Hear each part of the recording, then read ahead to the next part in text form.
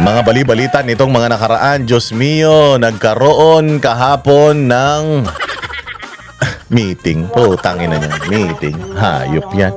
Akala ko ba, hearing yan, yabang-yabang mo pa, Erwin Tulfo.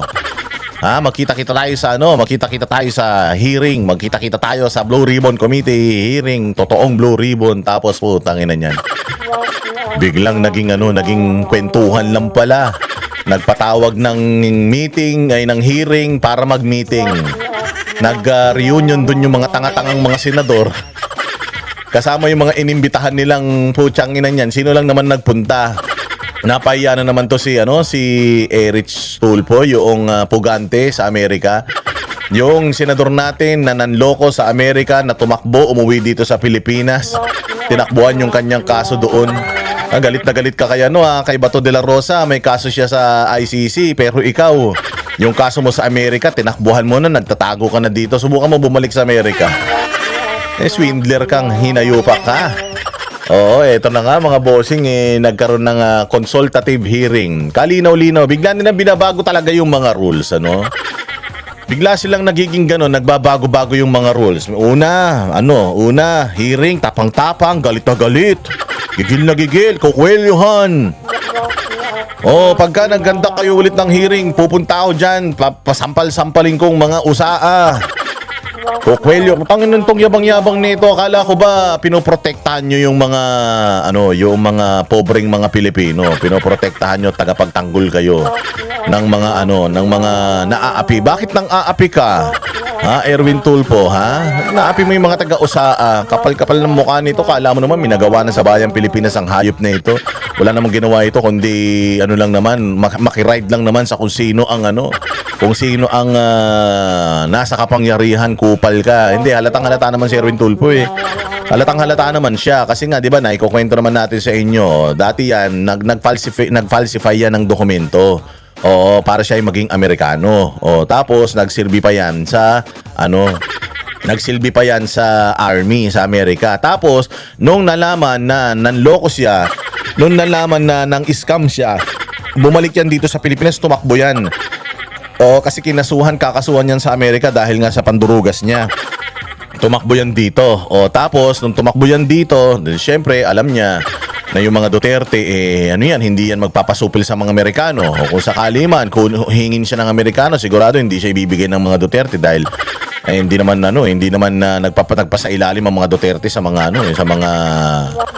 sa mga Amerikano siguro kaya ganun ginamit niya yung mga Duterte para kunyari nagtatanggol siya sa mga Duterte para in case i-push ng Amerika na siya ay extradite, hindi papayag ang Pangulong Duterte kaya sumipsip-sip yan. Ang problema nung siya ay nag-apply bilang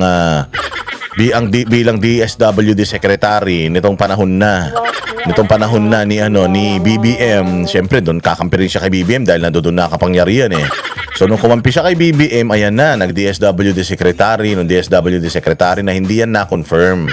Hindi po yan siya na-confirm mga bossing. Bakit? Kasi nga, tinan mo nag-a-apply ka bilang DSWD Secretary, Department of Social Welfare and Development. Ano yan? Trabaho niyan. Nangangasiwa yan sa welfare ng mga kabataan, ng mga magulang, ganyan, pamilya na naghihirap, di ba?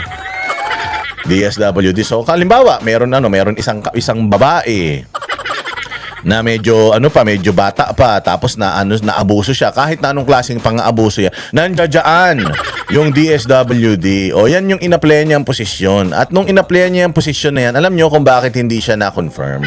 Bukod sa Amerikano siya, bukod sa hindi siya Pilipino. Kasi meron mga kumakalat na mga birth certificates nung mga naging anak niya, isa sa mga naging anak niya. Tapos ang nakalagay na citizenship niya doon ay Amerikano. So Amerikano siya, paano naging senador ng Pilipinas siya? Hayop na yan.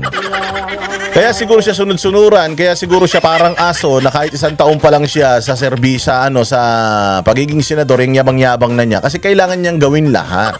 Kahit na nakakahiya, kahit na mukha na siyang tanga, kailangan niya mag-angas. Kasi nga, baka bawiin yan sa kanya.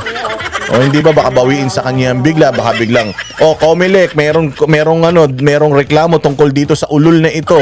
I-activate mo, baka biglang ganunin, hindi na siya senador. Pag di na senador yan, magiging patay gutom na ulit yan. Kasi paano naman yumaman ng sobra yan, di ba? Di ba kayo nagtataka, paano yumaman ng sobra yan? Mantakin mo, nag-apply yan siya bilang DSWD secretary. Tapos may 10 siyang anak sa iba-ibang mga babae. Tapos ang dahilan lang niya, kabataan daw niya yun, karupukan niya, ulol, kalibugan yan, hindi karupukan. Hindi karupukan yan, putang ina, para rin kayo si Arnold Clavio. Para rin kayo si Arnold Clavio. Di ba si Arnold Clavio, yung di umanong si Sara Balabagan, kino-cover niya si Sara Balabagan galing ng abroad yan kasi nagkaroon niya ng kaso sa ibang bansa tapos nauwi yan dito sa Pilipinas. Putsang inakala mo binabantayan si Sara Balabagan, yung pala bantay sa lakay. Nabuntis yung bata. Minor de edad pa yun nun eh. Walang hiya na yan. Kunyari, bait-bait yun pala. Putsang ina, gusto sumundot. Kaya baka ganyan din yan. Siyempre, tulpo yan eh. Baka maraming maraming mga humihingi ng tulong. Baka yung mga humihingi ng tulong, tulo ang ibinigay nyo, ha? Joke lang po. Masyadong pikon. Pardon my French. Hindi ba ganyan siya? Pardon my French. Diyos ko po, apakayabang. Akala mo kalinis-linis na tao. Hindi ba 10 ang anak mo sa iba't ibang mga babae tapos mag-a-apply ka bilang Social Welfare and Department of Social Welfare and Development, yung welfare ng mga kabataan, ng mga minor de edad, ang ang pamumunuan mo, tapos putang ina manyakis ka. Hindi na, sobra naman yan, 10 ang anak sa iba-ibang babae, putang ina, kung hindi manyakis ang tawag nyo dyan, anong tawag nyo dyan? Aso? Hayop yan. Di ba? Yabang-yabang. Kokelyuhan daw, ganito, ganyan. Kinagat ni Robin Padilla yung hamon niya. Di ba? Yabang-yabang niya, kakawelyuhan ko yan. Sasampalin ko, papipilahin ko, sasampalin ko yan kung ayaw ng usaa. Ako mismo, wala akong pakialam. Senate President ka, o ganito ka, o ganito ka. Wala akong pakialam. Kikwelyuhan kita, kakalad ka rin kita palabas. Putang ng tapang, no? Kala mo, nakapatay na ng tao eh.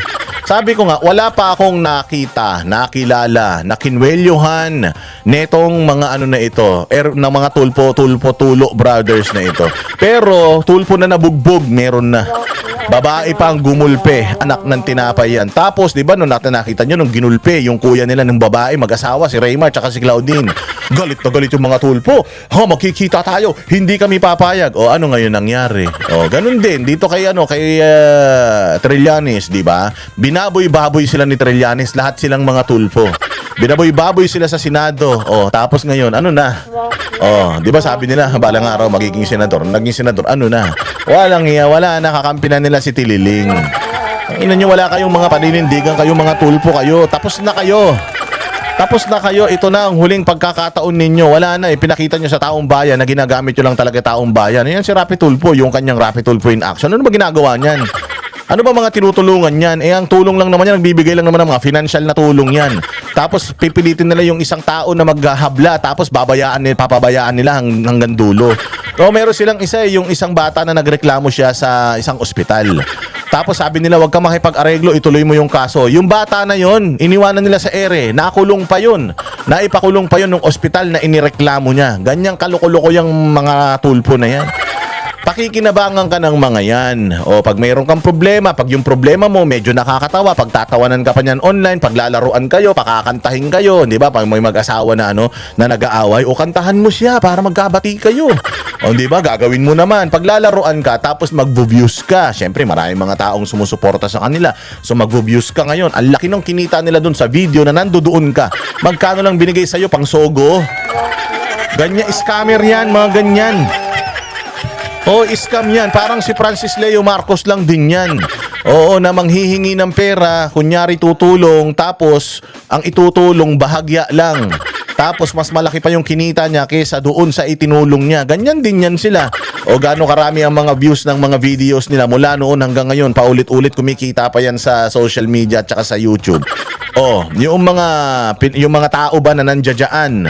Yung mga tao ba na subject nila sa kanilang mga videos? Ano mga tulong na naibigay nila? Natulungan ba nila ulit yan? Kahit na kumikita na yung mga istorya. Yung mga istorya nila mismo na nandiyan sa nagkalat dyan sa social media, ginagawa pa mga reels. Kanilang binigay 5,000.